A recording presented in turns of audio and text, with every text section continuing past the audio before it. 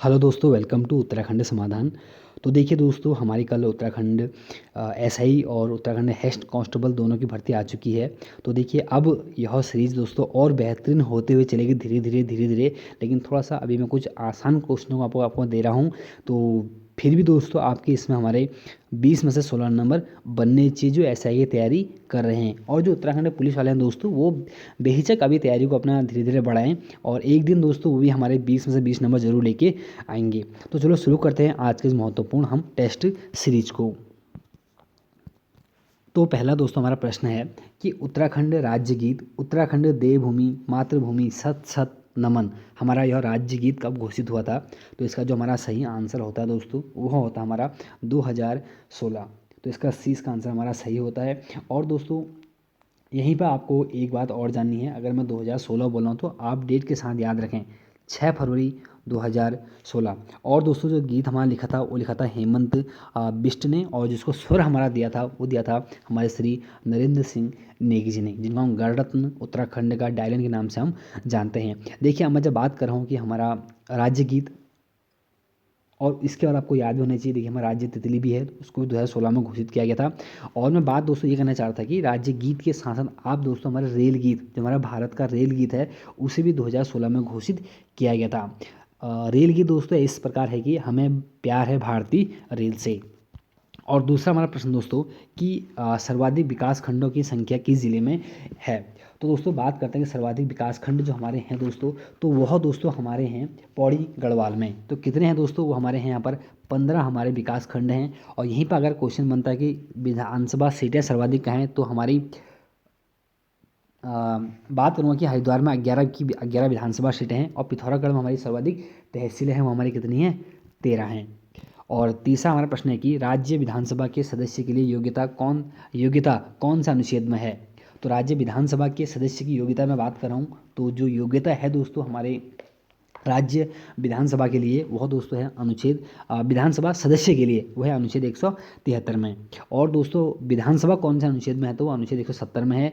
और अनुच्छेद 178 में दोस्तों हमारा विधानसभा में जो अध्यक्ष और उपाध्यक्ष होता है उसकी व्याख्या की गई है अनुच्छेद 178 में। और चौथा हमारा प्रश्न दोस्तों कि कस्तूरी मृग का मुख्य आहार या भोजन हमारा क्या है? तो दोस्तों हमारा कस्तूरी जो मृग है उसका जो मुख्य हमारा आहार है दोस्तों या भोजन है वो हमारा है केदारपाती। इसका 20 का आंसर हमारा सही होता है। और दोस्तों आलू जो है दोस्तों हमारा है वो है हमारा किसका? मोनाल का, आपको याद होना चाहिए।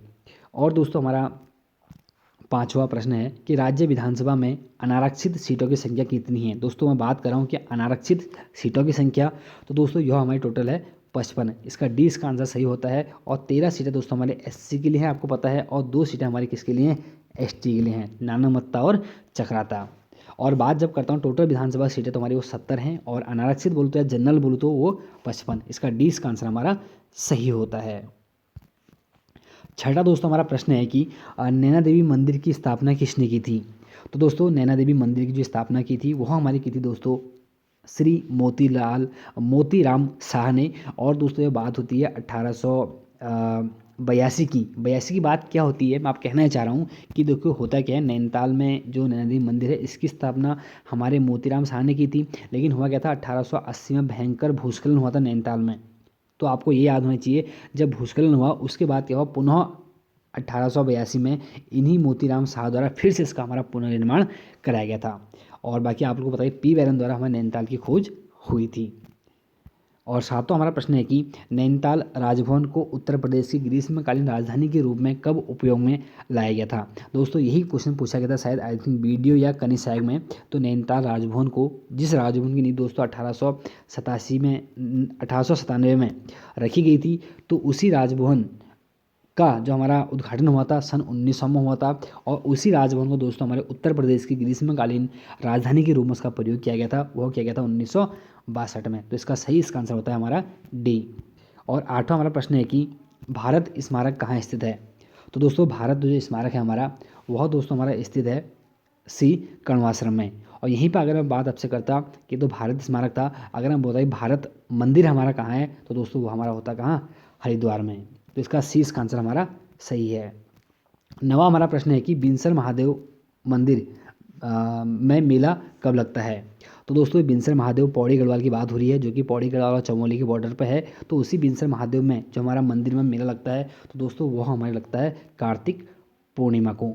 और अगर बात करते हैं कमलेश्वर मंदिर में मेला कब लगता है, तो बैकुंठ चतुर्दशी में। और यहीं पर अगर बोलते हैं कण्वाश्रम में मेला कब लगता है, तो वह लगता है दोस्तों हमारे बसंत पंचमी में।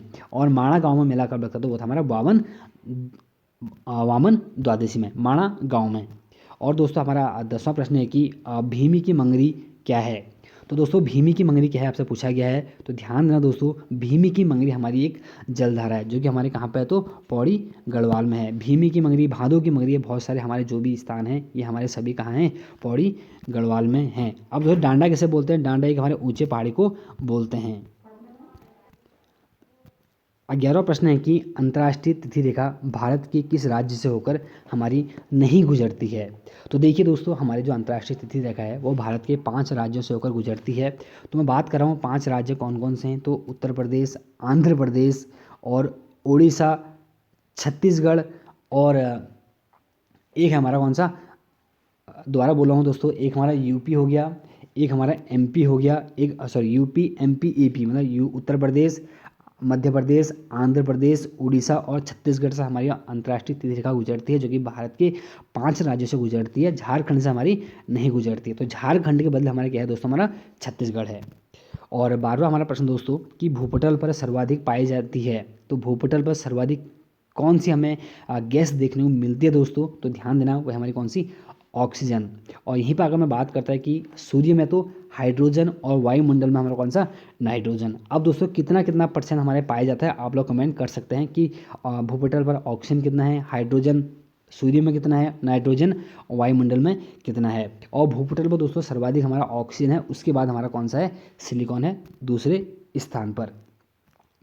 और हमारा 13वां प्रश्न है कि कत्लगढ़ी के नाम से कौन सा स्थान हमारा विख्यात है? तो दोस्तों कत्लगढ़ी में हमारा जो कत्लगढ़ी के नाम से जो हमारा विख्यात स्थान है दोस्तों, तो वह है हमारा दोस्तों शाहदरा। ठीक, इसका सी इसका आंसर सही है। और करतारपुर में दोस्तों हमारे प्रथम गुरु, हमारे गुरु नानक की मृत्यु हुई थी। और नांदेड़ में दोस्तों हमारे गुरु गोविंद सिंह की हुई थी। और शीशगंज में दोस्तों हमारे औरंगजेब द्वारा गुरु अर्जुन देव को गुरु अर्जुन देव की हत्या हुई थी औरंगजेब द्वारा। तो थोड़ा देख लें इसको, थोड़ा सा सॉरी मैं गलत बोल रहा हूँ, गलत क्या बोल रहा हूँ दोस्तों, औरंगजेब द्वारा अर्जुन देव की नहीं, हमारे अर्जुन देव की हत्या हमारे जहांगीर ने की थी। ठीक, और तेग बहादुर की औरंगजेब ने की थी। अब थोड़ा देख लें कि स्थान कौन सा था, थोड़ा मैं कन्फ्यूज हो गया था। तो ध्यान देना, हमारे जहांगीर ने की थी दोस्तों अर्जुन देव की, और तेग बहादुर की थी हमारे गुरु तेग बहादुर की हमारी की थी औरंगजेब ने। और 14वां हमारा प्रश्न दोस्तों कि पाहुल प्रणाली की शुरुआत किस सिख गुरु ने की थी? तो दोस्तों पाहुल जो प्रणाली है, इस जो पाहुल प्रणाली की जो शुरुआत की थी दोस्तों हमारे, वह हमारे की थी गुरु गोविंद सिंह ने। और यहीं पर अगर बात होती है खालसा पंथ की स्थापना किसने की थी, तो दोस्तों खालसा पंथ की भी स्थापना किसने की थी, गुरु गोविंद सिंह ने की थी। और खालसा पंथ की स्थापना कब हुई थी, ध्यान देना 1699 में। और मैं बात करूँ दोस्तों बाकी क्या कहते हैं, गुरु नानक आपको पता ही, इसने लंगर और पंगत नामक 2 व्यवस्था चलाई थी। और गोविंद ने दोस्तों हमारे हर गोविंद ने देखिए पहली बात तो अकाल तख्त की स्थापना की थी। और गुरु अर्जुन देव ने हमारे जो एक तो इन्होंने हमारे जो सिखों का धार्मिक ग्रंथ है आदि ग्रंथ, उसकी रचना की थी हमारे गुरु अर्जुन देव ने 1604 में। और हमारा 15वां प्रश्न है कि टीपू सुल्तान की मृत्यु कौन से आंग्ल मैसूर युद्ध में हुई थी? तो दोस्तों टीपू सुल्तान की जो हमारी मृत्यु हुई थी वह हमारे चतुर्थ आंग्ल युद्ध में हुई थी। अब चतुर्थ आंग्ल युद्ध कब हुआ था, तो 1799 में हुआ था। और उस टाइम पर जो हमारे गवर्नर जनरल थे वो थे दोस्तों में लॉर्ड वेलेस्ली। 16वां प्रश्न है कि हमारा कालकोटरी की त्रासदी किस बंगाल के नवाब के समय हुई थी? तो देखिए दोस्तों कालकोटरी की जो त्रासदी हुई थी वह हमारे सिराजुद्दौला के समय हुई थी। और दोस्तों ध्यान देना, कालकोटरी की त्रासदी कब हुई थी, तो एग्जाम आता है 20 जून हमारे 1756 को। और जो कालकोटरी की त्रासदी जो घटना की एक रचना है दोस्तों, वह लिखी थी हमारे जेड हॉलवे ने। और मैं बात कर रहा हूँ दोस्तों हमारे मुर्शिद कुली खां। तो मुर्शिद कुली खां हमारे बंगाल के नवाब थे, पहले नवाब। और हमारे अलीवर्दी खां दोस्तों वो थे जिनके समय पर दोस्तों हमारा बंगाल भारत का स्वर्ग के नाम से जाना जाता था। बाकी मीर जाफर, मीर कासिम आपको थोड़ी मोटी जानकारी याद होंगी, एक बार पढ़ जरूर लेना। और दोस्तों अगला हमारा प्रश्न 17वां कि फाहियान भारत की यात्रा पर किस के दरबार में आया था?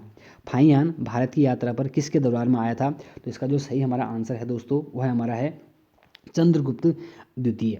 और मैं अगर बात करूँ कि फाहियान, तो दोस्तों फाहियान ने हमारे भारत के हमारे मध्य प्रदेश राज्य को दोस्तों इसने समृद्ध हमारा बताया था। और चंद्रगुप्त मौर्य के दरबार में दोस्तों हमारे चंद्रगुप्त मौर्य के दरबार में दोस्तों हमारे आए थे मेगास्थनीज। और हर्षवर्धन के समय हमारे आए थे हुएन और मोहम्मद बिन तुगलक के समय हमारे आए थे इब्न बतूता।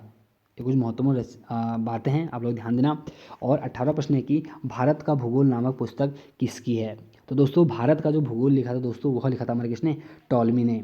और पिलिमी ने जो लिखा था दोस्तों वो लिखा था हमारा कौन सी? Natural history. और तारानाथ ने दोस्तों हमारे तंगूर और इब्न बतूता हमारी रेहल्ला। और जिस रेहल्ला से हमें भारत में एक सती प्रथा का उल्लेख देखने को मिलता है। और अगला हमारा दोस्तों प्रश्न है कि 22 भाषाओं का वर्णन हमारे कौन सी अनुसूची में है? तो दोस्तों इसका सही हमारा आंसर है अनुसूची 8। इसका सी इसका आंसर हमारा सही है। और बाकी अनुसूची 3 में हमारा आपको दोस्तों पता होना चाहिए कि अनुसूची 3 में हमारे शपथ होती है, अनुसूची 2 में हमारे वेतन और भत्ते होते हैं, अनुसूची 11 में हमारी कौन सा? पंचायत है। और 20वां और आज का हमारा अंतिम प्रश्न है कि गौतम बुद्ध ने अपने उपदेश किस भाषा में दिए थे? तो गौतम बुद्ध की मैं बात कर रहा हूँ, तो गौतम बुद्ध ने दोस्तों जो अपने उपदेश दिए थे वो हमारे पाली में दिए थे। और बाकी जो हमारे महावीर स्वामी ने जो अपने उपदेश दिए थे वो हमारे किस में दिए थे? हमारे प्राकृत में दिए थे। और उसके बाद दोस्तों आपको हिंदी का यहाँ से क्रम भी याद होना चाहिए। सॉरी, हिंदी के विकास का क्रम पहले हमारा संस्कृत था, फिर पाली, फिर प्राकृत, फिर अपभ्रंश, फिर हिंदी।